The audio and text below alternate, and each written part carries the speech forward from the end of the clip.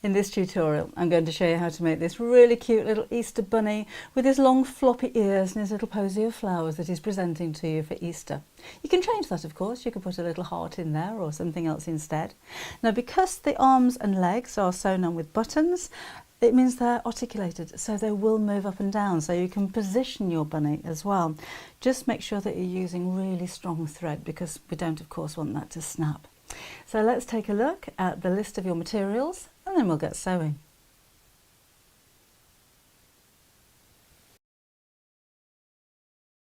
So I've cut out the two body pieces, and as you can see, I'm using contrasting prints in coordinating colours, so they're from the same range.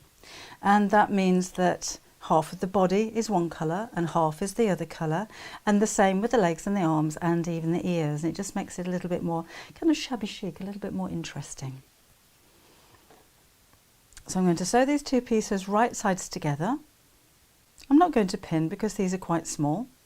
Sew all the way around the edge, but leave a turning gap in the back on a straight bit of around about 1.5 or 2 inches, so that we can turn it the right side out and then we can stuff it. So use quite a small stitch on your sewing machine and 1/4 inch seam allowance. Reverse backwards and then forwards to secure the stitches, and just take it nice and slowly and evenly feed the curves underneath your sewing machine so that we don't get any kind of points in the curve of the head. When you come to the nose, stop with the needle in the down position so that you can pivot this around and then carry on sewing. Gently around the curve again. Around the tummy.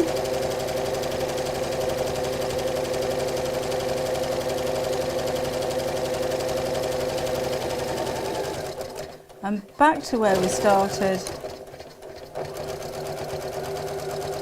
And remember to leave that gap.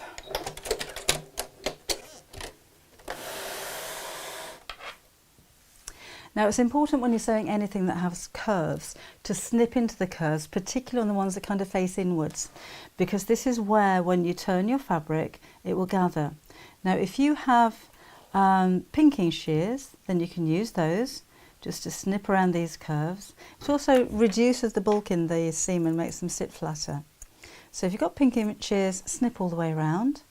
Otherwise, I'm just going to snip into these little curved pieces with my scissors, not through the seam. Cut straight across the nose, again that'll make it more pointy, and then we'll turn it the right side out.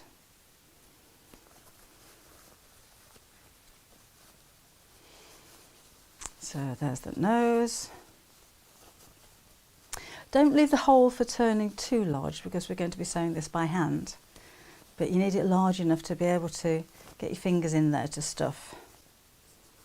If you have any kind of bamboo creaser or tool for turning, then this would help. And there you can see my seams are nice and smooth. Then we're going to put some toy filler inside.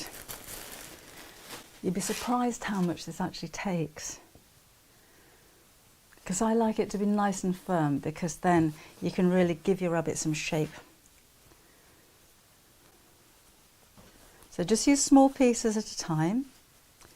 I'm going to push that right into the nose with my little tool.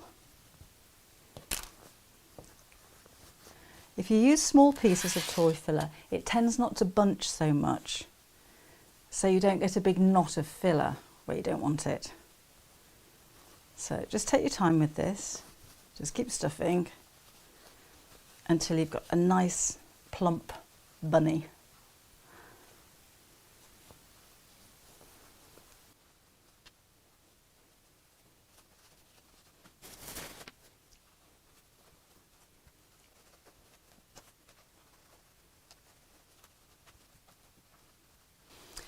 There, now make sure you have a lot of stuffing in the neck, because otherwise your bunny is going to have a floppy head, and that the stuffing goes right to the end of the nose, and then you're left with a gap along the back like this.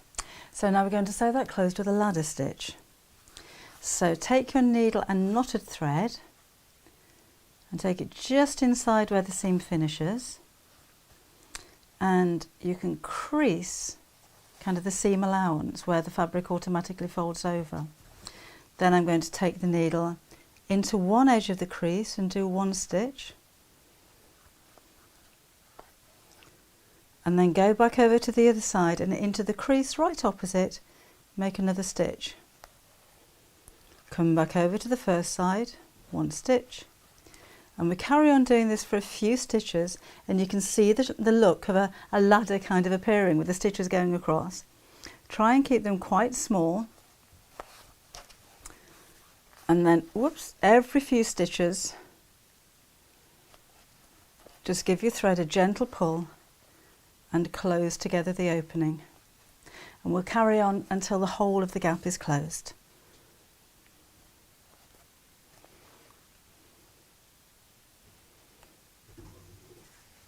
Now the smaller the stitches you make, the more invisible they're going to be, and of course the smaller the stitches you make, the stronger the stitches are going to be as well.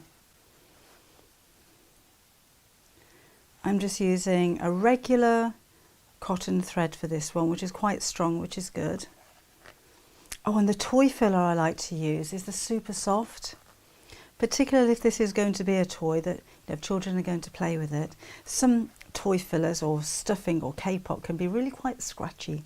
I don't like working with those, so I think it's worth spending a little more on something that's worthwhile. And a lot of toy fillers, when you look for them, are fire retardants as well, so they've been tested and suitable for children. So almost to the end of the gap. If it is a toy, make sure that all of your stitches are really secure, that you knot off your thread very securely, because we don't want anything coming undone. We don't want that toy filler bursting out. All right, then when I come to the end, I'm just going to knot off my thread by sewing over the ends a couple of times. Whoops, one more. Then I like to take my thread around the needle, a little bit like a French knot, and then snip. So that's my bunny body finished. The next thing we're going to look at are the ears. So I've got my two pieces for the ears. These are going to be sewn right sides together and leave the top open.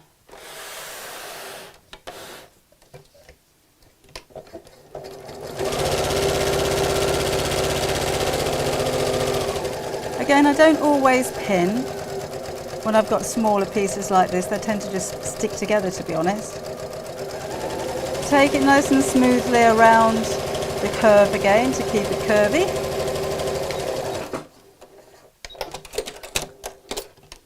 There we are. And then we'll turn this the right side out. Snip around those curves if you like. Let's push out the seam. And then it's a rather wrinkly ear, so I'm just going to give it a press.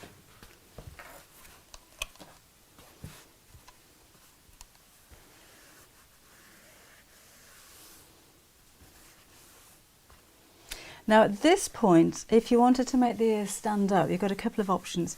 You could use some wadding or fusible fleece, maybe just on one side of the ear, or you could put a chenille stick, we used to call them pipe cleaners, on the inside, so you can bend the ears as well.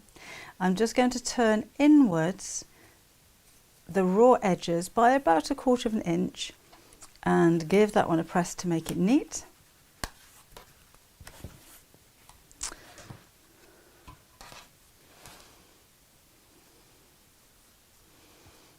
And then I'm going to make a little pleat in the end. Now, remember with my ears, I've got one floral and one spot on the outside. I want the pleats facing in the same way, so I've got opposites. This makes sense in a second. So I'm literally going to put a pleat in the ear. Just make those folded edges meet, because you might see those.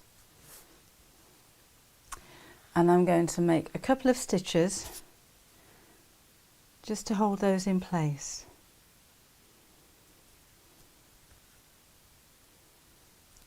Just over the ends.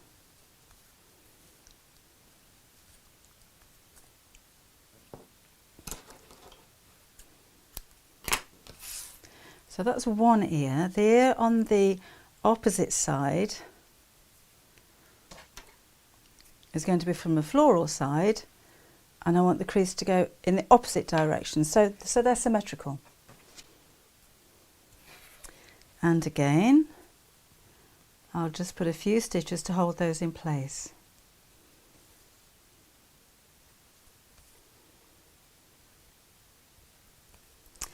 Now, I don't know about you, but I'm a big glue fan. I love an adhesive. I like my spray adhesives for patterns, for papers, for fabrics. I like my permanents and I like my repositionables because they can really help you out a lot. So this part isn't necessary, but it is quite helpful because it's difficult to pin these ears in place. I'm just going to turn that over so I can see that I've got the spot opposite the floral and then the floral opposite the spot. Difficult to pin because the fabric's so thick, so what I like to do is just put a little drizzle of glue just over the end of the ears, and that's going to be my equivalent of pinning. And I can make sure that the ears are both symmetrical just by looking at the side. Obviously you've got the markings on your pattern. Make sure that they're in exactly the right position. But because I put a bit of glue on there, I know that they're not going to move when I start to sew. This dries really quickly, so I'll just hold it for a couple of seconds and then we'll take the needle and thread, and I'm going to hand sew these in place. I think it's a nice idea, again, if you're going to make these as toys for children, to put a little bit of glue under there, just to make sure that the stitches aren't going to come undone and they can't pull the ears off. So that's held in place quite nicely. Let's just tuck the end of my thread out of the way, and this time I'm just going to catch the ear and back into the fabric and out through the ear, a little bit like an over edge stitch. And again, tiny little stitches so they're nice and secure.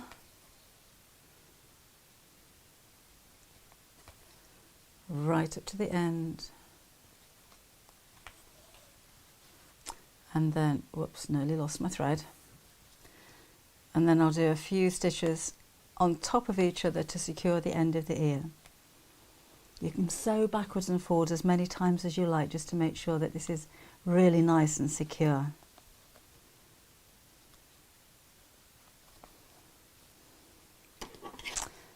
And then we'll do the same with the second ear. And then I'm going to add a little bit more glue over the stitches, just to make sure that they're not going to come away.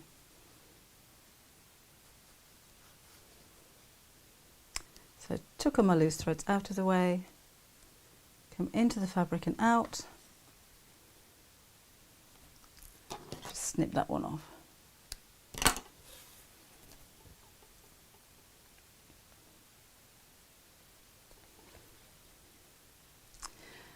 Now I'll do the eyes later on, but I used little French knots for eyes. But if you've got some googly eyes or toy eyes, put the toy eyes on before you actually construct the body. You could use those. Little buttons would work well.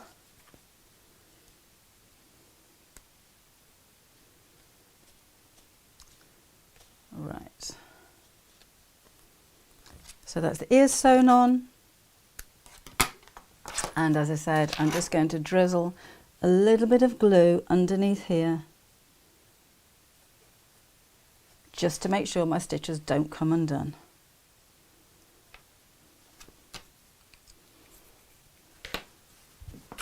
There we go, starting to take character now.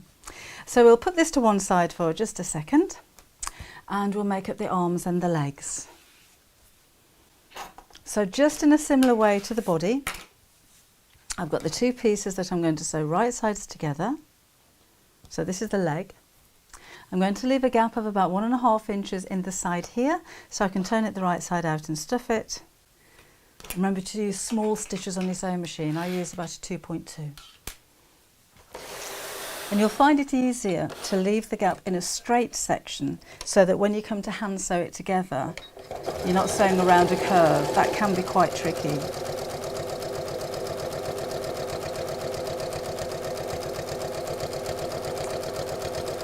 So there's the top.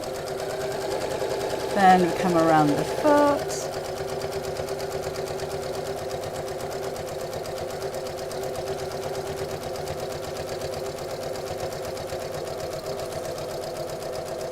And back to where we started. Now again, if you have pinking shears, then snip around the edge. That's going to be the easiest way. If you don't, then this is the curve that matters, the one that goes like a C shape, the concave curve. And we'll turn it the right side out. And we'll stuff it.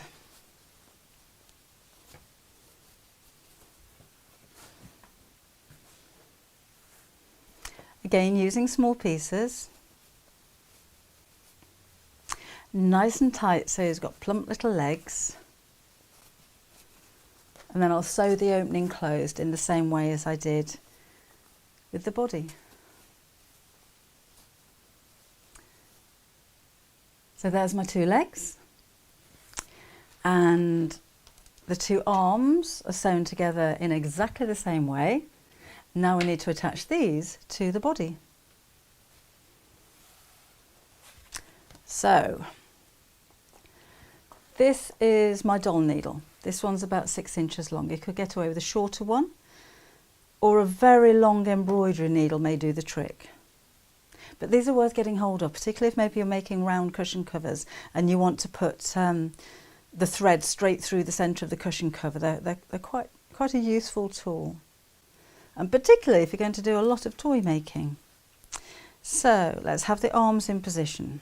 These are again are marked on your pattern, but I can remember where they are. And I'm going to take the needle, now the ears out of the way, straight through the shoulder, into the body, out of the other side of the body.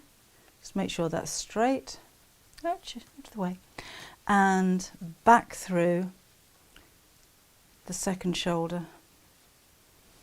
Now at this point I can make sure that both of the arms are symmetrical, that they're in the right place, that I've got the fabric facing the right way, and then I'm going to add a button to the side here, pull my thread through, not all the way through, so this is quite long, and I've doubled it over as well. Then I'm going to go back through the second hole, through the body again. This is about 1/4 of an inch from the first stitch, and I'm going to come out just at the side, a bit closer there. That's it. The side of the first stitch, pop the second button over the top and pull it through. And then I'm going to go back into the button, but not into the fabric.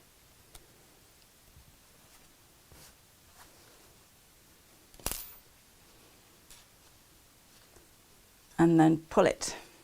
So you can see the button's kind of not fixed to the fabric, it's just fixed to the thread. Because now, if I just chop the thread away, I want to tie this knot at the back of the button. I'm going to put it nice and tight. The tighter you pull it actually, the more little dimples you get in the shoulders, which is quite cute. And then take the thread underneath the button again and knot it. And as you pull it, you'll see that the knot disappears underneath the button. So all I need to do then is to trim back the ends of the threads to the button.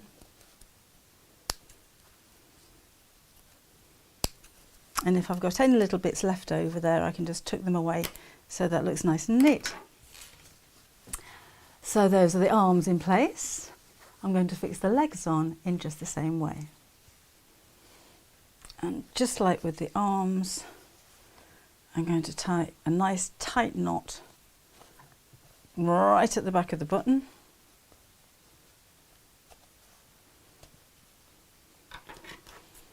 and snip off the thread. There.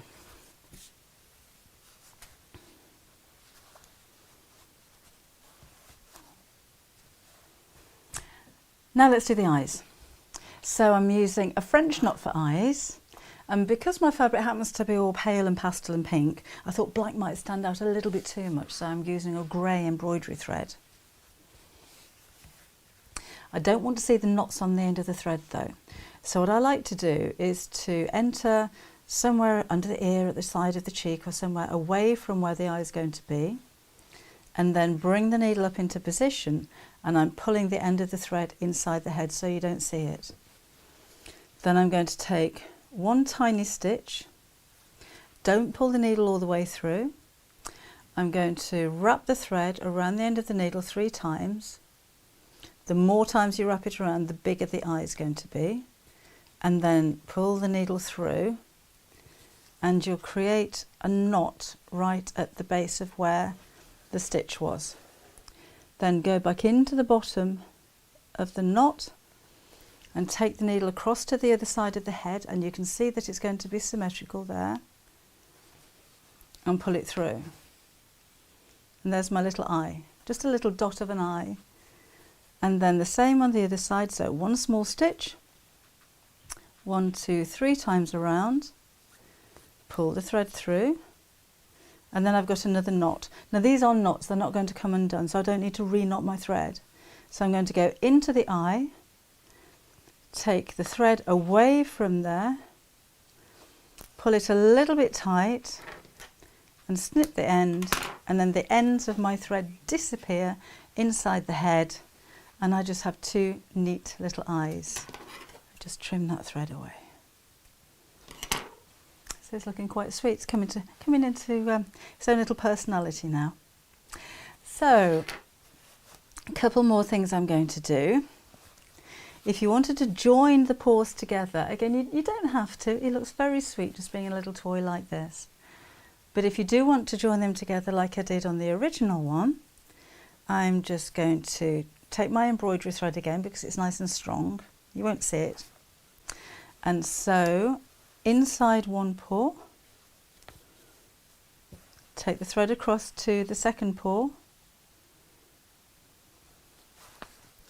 and pull them tight, and just hold them in place there while you tie a knot, and make sure that the knot is inside the 2 paws so you're not going to see it.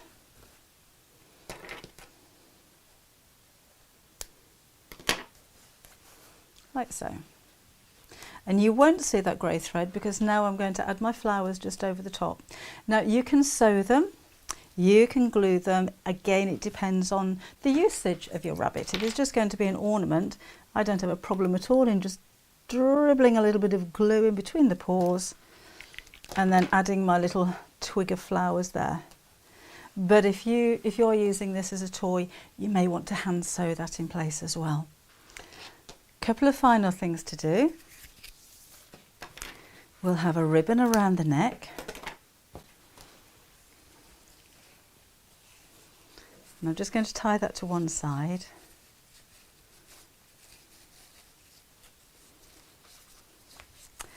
And finally, I'm going to glue on the bobtail, which is just a shop-bought pom-pom.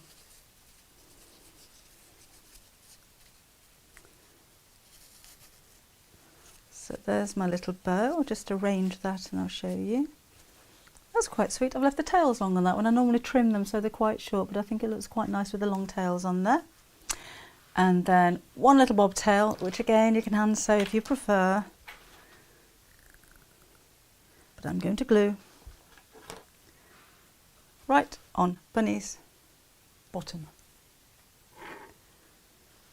So there you go. One very sweet, very cute, very simple to make as well, I have to add, little Easter bunny. So I hope you've enjoyed your tutorial.